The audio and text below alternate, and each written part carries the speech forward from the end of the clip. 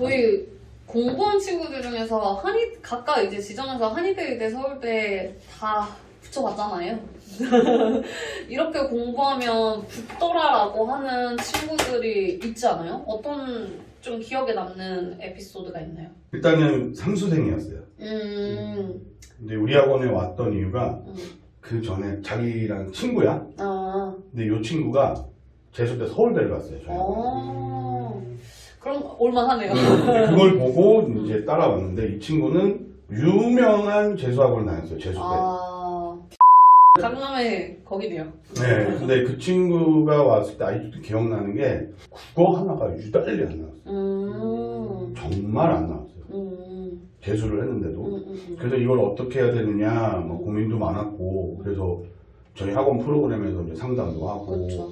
계획도 짜주고 그렇게 해서 결론은 원하던 의대를 갔습니다. 근데 그때 그 동생도 같이 다녔어요. 그래요? 여동생.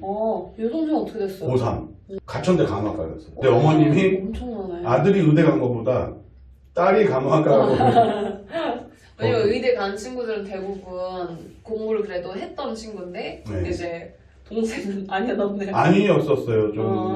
좀 힘든 상황의 친구였는데 이제 오빠랑 같이 다니니까 좀 신경을 쓰고 그쵸. 네, 그렇게 다녔던 케이스. 근데 그 친구를 봤을 때 되게 성실했어요.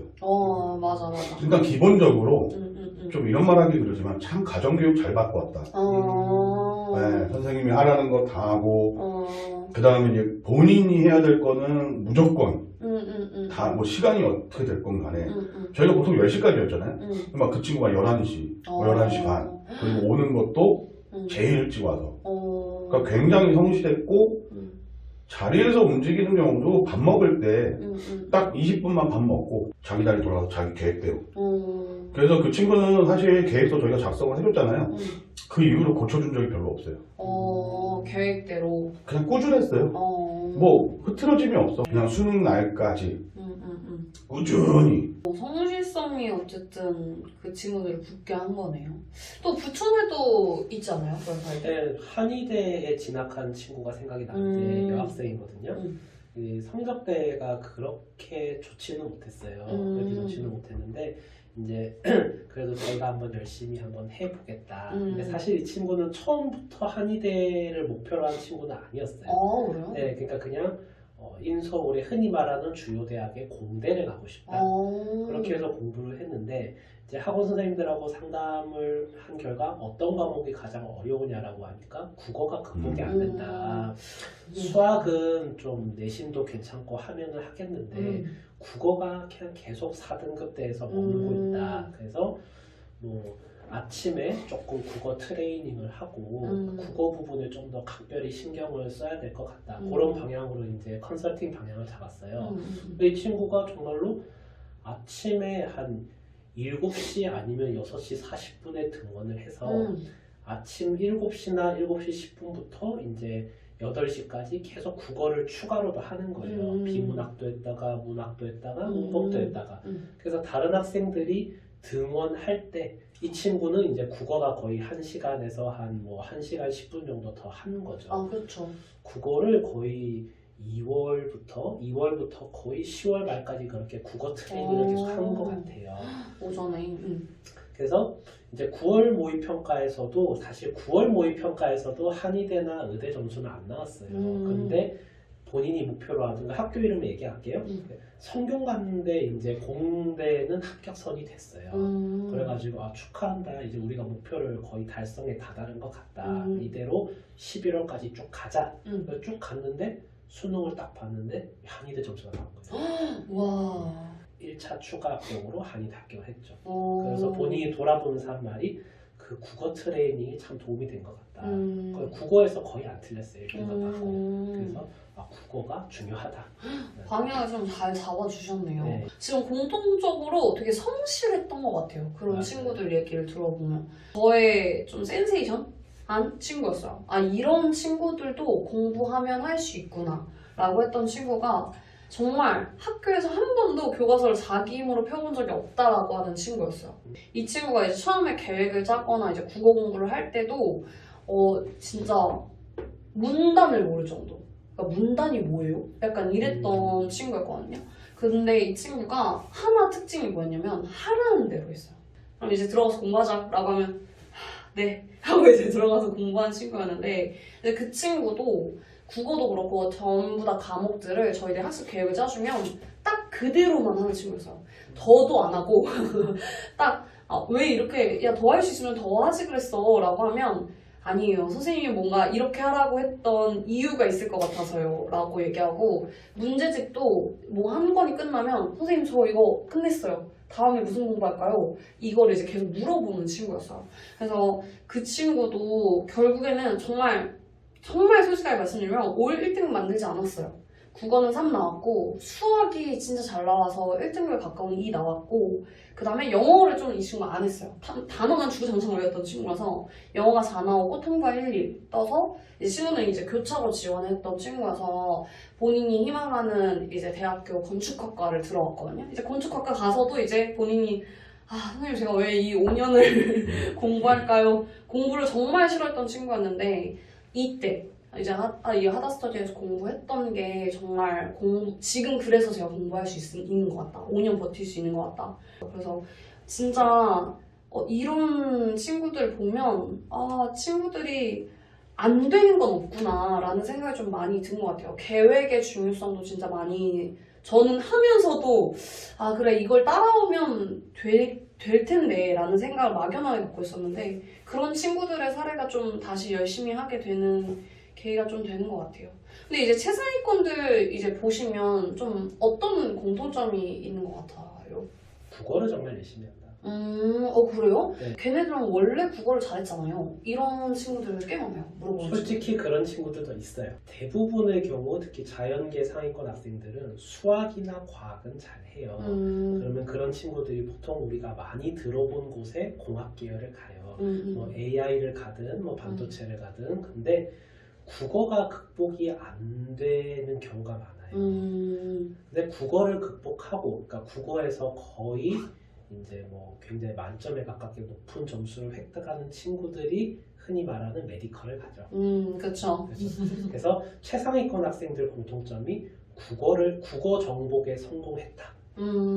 맞아요. 학생들의 눈에는 안 보이지만 새벽에 하든 아니면은 아침 일찍 하든 국어에 추가적인 시간을 할애한 경우가 많고 그 활발하게 담당 국어 선생님과 학원 선생님과 의견을 교환하는 경우가 되게 많았어요. 맞아요. 상담을 해보면 이제 진단을 해보거나 했을 때 진짜 한 큐예요. 그것만 트여주면 이제 이 친구도 국어에서 굉장히 많이 아까 말씀하신 것처럼 그런 훈련을 조금 한다거나 하면은 오르는 경우가 되게 많은데 선생님과의 활발한 피드백을 하는 게 거리낌이 없다. 그 최상위권 친구들 같은 경우 특히 자연계는 사실 수학은 거의 완성이 된 경우가 많아요. 근데 수학 선생님하고는 이제 간단한 상담이나 이제 뭐 킬러 문제들에 대해서 이제 질의응답 정도를 하지만 국어 같은 경우는 예를 들어 이런 유형은 어떻게 풀어야 돼요? 이런 글이 나왔는데 어떻게 읽어야 시간을 단축시킬 수 있을까? 이런 거에 대해서 이제 의견을 나누는데 거리낌이 없는 그런 친구들이 참 많았던 것 같아요. 공부 잘하는 친구들 같은 경우에는 본인 고집이 있어서 선생님들이 이렇게 해라고 해도 안 듣는 친구들이 되게 많은데 그렇지 안 그래요. 안 그래요. 오히려 맞아. 아까 선생님이 말씀하시는 4, 5등급 친구들 그 친구들이 더 힘들죠. 왜냐면 그 친구들 같은 경우 뭐 계획이나 이런 것도 다 중요한 그 상위권 아이들은 방향성이에요. 네, 맞아. 방향성. 방향을. 중위권 4, 5등급 친구들은 본인 마음이에요. 네. 안 듣고 싶으면 안 듣고 듣고 싶으면 들을 거예요. 근데 그런 등급 친구들이 그러니까 무조건 저희 말을 다 들으라는 건 아니야. 그렇죠. 근데 대신 본인이 꾸준하게 하고 계획이 잡혀 있다면 저희도 뭐라고 이렇게 터치를 하지는 않아요. 근데 안 그러니까. 맞아요. 안 되니까. 그 뜻대로 안 되는 친구들은. 근데 상위권은 뜻대로 이미 돼. 몸 자체가. 맞아. 그러니까 더 추가적인 걸 하는 친구들이지 원래 했던 걸 못하는 친구들이 아니에요. 그래서 저는 중위권 아이들은 계획대로만 해도 저는 솔직히 맞아. 성적이 오른다. 맞아요. 왜냐면 저희가 이 계획을 짜줄 때 그냥 무대뽀로 쭈루룩 나열해서 짜주는 게 아니라 효율성을 생각하잖아요. 그러니까 저희는 정말 이 한 학생을 볼 때 여러 가지를 생각하게 되잖아요. 그냥 얘가 이렇게 커리를 타서 이렇게 문제를 풀어가지고 한다 이게 아니라 남은 시간도 있을 거고 이 친구가 할 수 있는 그 분량도 있을 거고 인강은 어떤 건 듣고 어떤 거는 문제를 풀면서 모르는 부분만 따서 듣는다거나 이런 것들을 말해주는데 이런 부분을 잘 따라오는 친구들이 이거 근데 너무 약간 저희 틀에 지어진 선생님 말씀 잘 듣고 약간 그런 걸 수 있는데 진짜 그런 것 같아요. 선생님 말씀 잘 듣고 그 계획을 잘 이행한 친구들이 적인 사례들의 공통점이 아닌가 싶어요.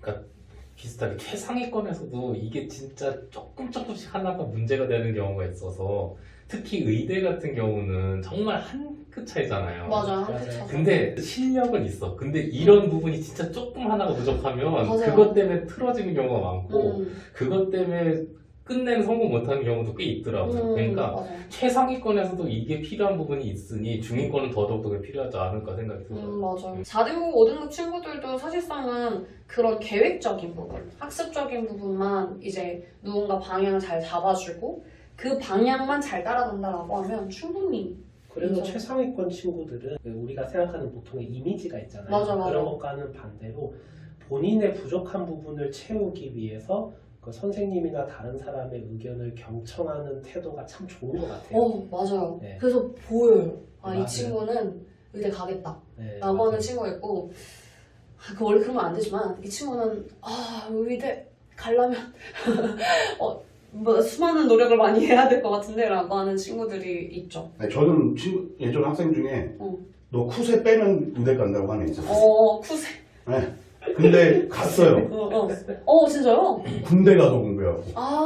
쿠세를 뺐어요? 군대 가니까 빠지죠. 그리고 자막나대 쿠세는 이제 버릇의 일본어 쓰면 안 되는 말 이렇게 해서 그쵸. 네. 좋아요. 아니 일부러 세게 아니라 그쵸. 실제로. 그때는 강하게 말해줘야 돼, 그런 친구들. 실제로 군대 가니까 사람이 맞아요. 진짜 그런 거가 보이잖아요. 맞아요. 저희는 맞아요. 그래서 삼수나 사실은 극단적으로는 사수 이상까지가 성공 확률이 높은 이유가 우리 이제 원장님이 말씀하신 그 부분이 좀 빠지는 경우가 있어요. 자만심이 빠지는 네, 자만심이 빠지는 경우가 많아요. 그러고 나서 이제 다듬어지면서 완성되는 경우가 많아요. 맞아요. 그러니까 그냥 딱 첫 큐에 그 버릇을 빼면 되겠네요. 자만심을 빼면 서울대, 의대, 한의대 갈 수 있지 않을까요?